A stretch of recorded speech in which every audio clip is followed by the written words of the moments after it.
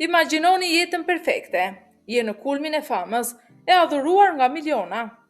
Dhe në krahun tënd është një burr i fuqishëm dhe i jashtëzakonisht i pasur që të mbulon me diamante dhe të betohet për dashuri të përjetshme.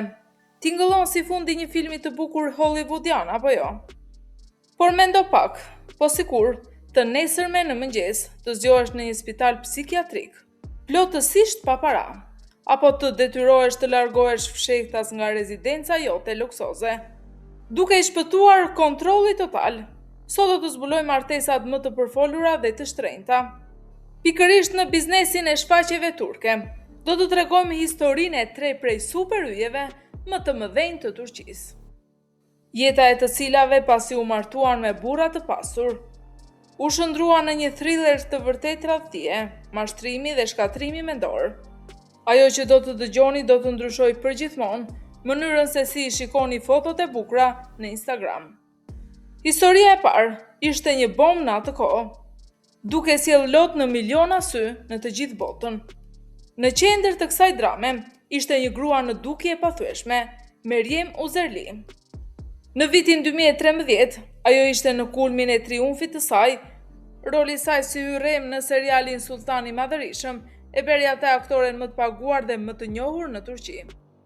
Paparacët e ndiqnin çdo lëvizje të saj, producentët i luteshin për kontrata të reja dhe tarifat e saj ishin miliona.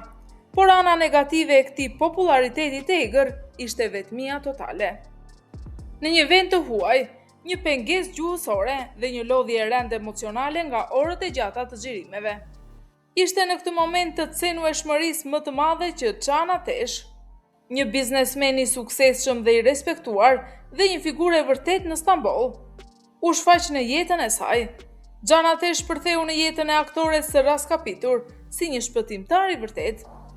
Financieri me ndikim, e rrethoi atë me kujdes të jashtëzakonshëm, dhurata të shtrenjta dhe luksin e klubeve private për milionerë. E dëshpëruar për mbështetje dhe mbrojtje, Meryem u dashurua me të kokë e këmbë. Ajo i besonte aq shumë atij, sa bëri një gabim fatal. Ai e bindi aktoren të investonte të gjitha fitimet e saj të fituara me mund në fondin e tij të investimeve. Shuma në lojë ishte e madhe, afërsisht 3 milion lira turke.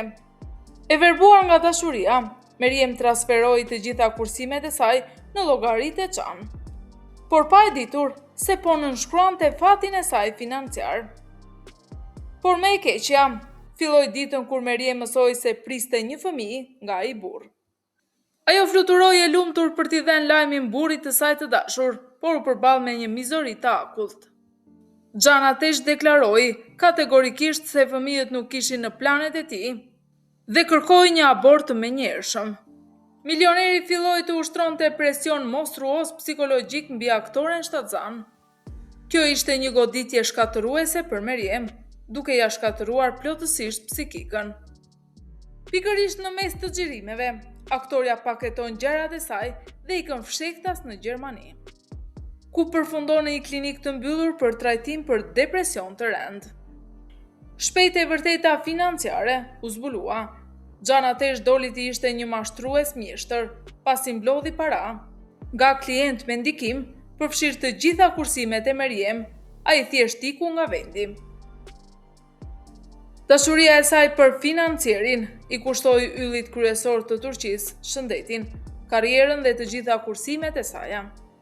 Demet Özdemir është mbretëresha e komedive romantike turke, një grua me një buzëqeshje rrezatuese, që i majgjep si shikuesit me serialet e saj. Ajo gjithmonë projektoi imazhin e një gruaje të fortë dhe të pavarur që arriti gjithçka vetë. Në gusht të vitit 2022, e gjithë Turqia festoi dasmën e saj të shekullit. I zgjedhuri i Demet ishte Oguzhan Koç, një këngëtar, producent dhe showman i pasur, tepër popullor.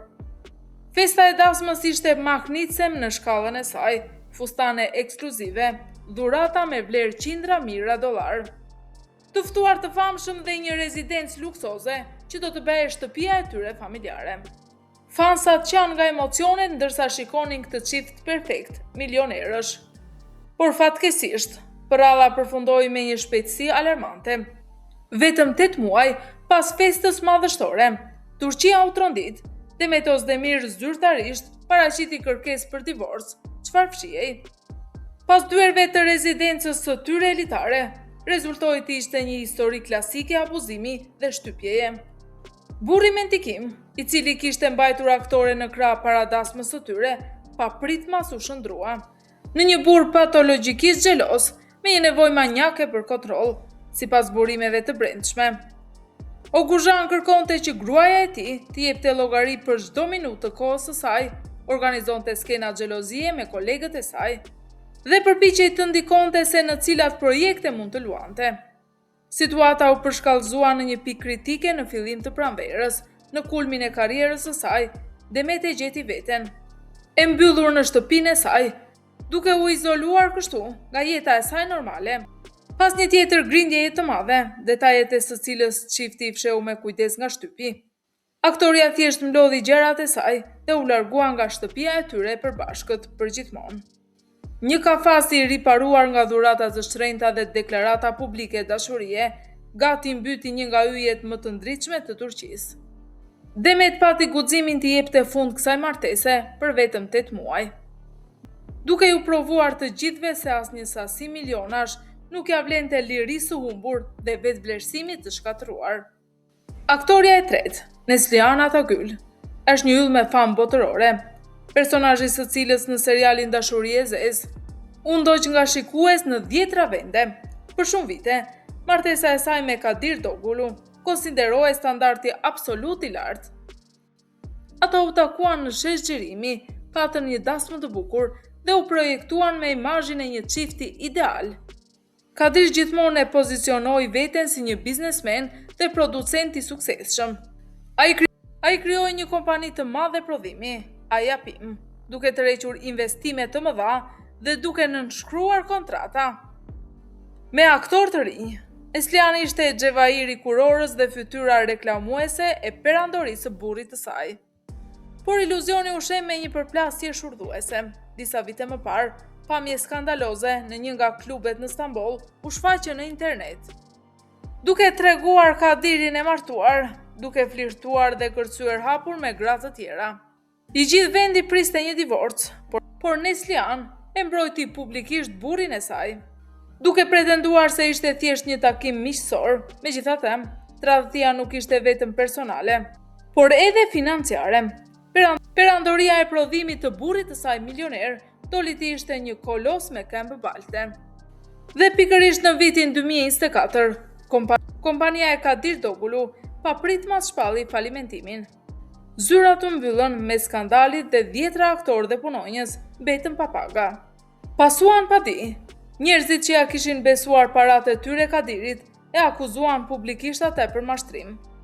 Kadiri përdori statusin e famshëm të gruas së tij për të ndërtuar një biznes, që në fund dështoi keq, duke lënë pas male borxhesh dhe jetë të shkatruara.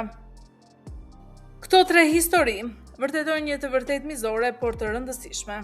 Jeta e superyjeve është vetëm një festë e përhershme në ekrane.